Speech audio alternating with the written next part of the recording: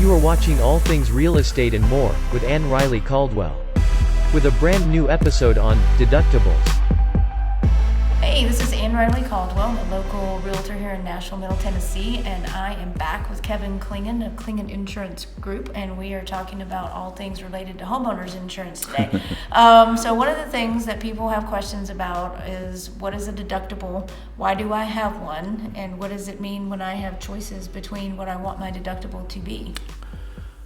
Okay, there's a lot of information there. I know. So Let's start with, what is a deductible? yeah, so a deductible is the upfront responsibility of the policyholder,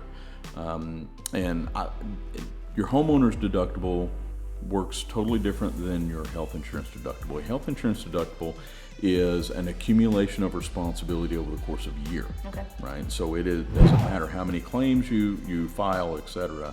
It is the first dollar amount that you do.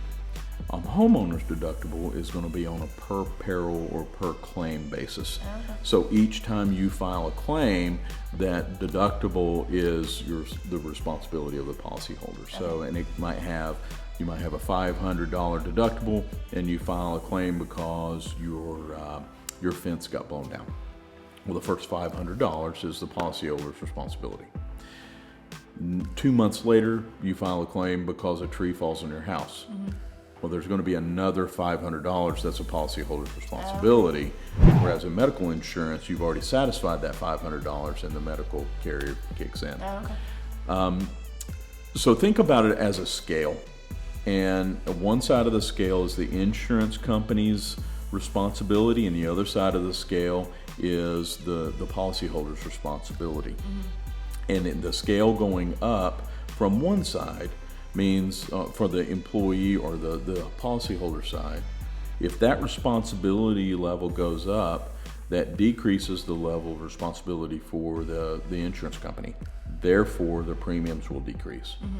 And so the lower the responsibility for the policyholder, the higher the premium is going to be on the backside. Mm-hmm. So if you have a low deductible, which means your responsibility is pretty low each time you file a claim, right, well, that means the insurance company pays more, therefore your premium is going to be higher. Okay.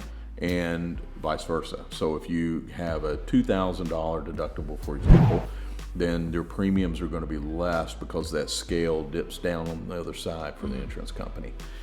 So the thing to remember is that each claim carries its own deductible in your homeowner's policy. Okay. That just because you paid one last month, right, doesn't mean that it's already covered for this claim this month.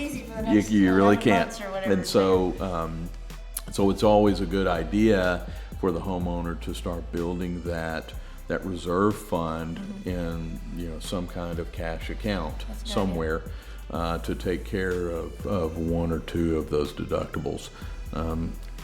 You're typically not going to have a lot of homeowners claims, right? So you're not going to have to pay typically multiple deductibles in the course of a year. Mm-hmm. But it's always a good idea to have a couple of those set aside. Oh yeah, it's great advice. Yeah. Anything else we need to know about those, or that pretty much was? I don't know. Okay. I don't think so. It's pretty short and sweet and to the point. Higher deductible, lower premium. Lower deductible, higher premium. There we go. Each time you file a claim, you're responsible for the deductible. Okay, perfect. That was an awesome summary right there. So, okay, perfect. So that wraps up talking about all things deductibles, and we'll be back and we'll talk about some other things related to homeowners insurance. We hope you enjoyed watching All Things Real Estate and More, with Ann-Riley Caldwell. To learn more about Ann-Riley, or for your real estate needs, visit notyourordinaryagent.com or call 615-930-0313. Thanks for watching.